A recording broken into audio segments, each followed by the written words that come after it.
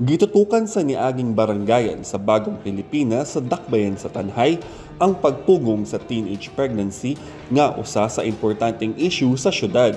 Sumala sa dato sa Provincial Health Office, apil ang Tanhay City sa mga lugar sa Negros Oriental nga adunay taas nga kaso sa teenage pregnancies.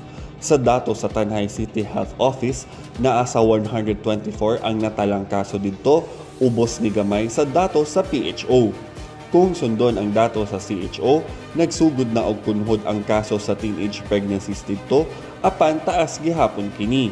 Kung imong tanaw, niabot na siya 124, which is more than an 80% decrease.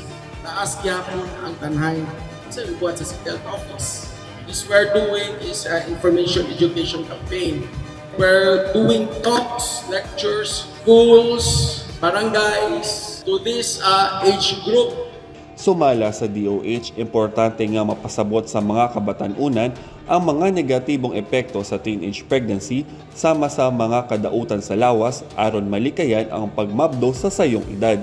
Kung nasabtan ni tanan sa atong mga kabatanunan ang mahitabo delayed sexual activities, kabalo naman sila sa risk of kaning sexual practices sa sayo.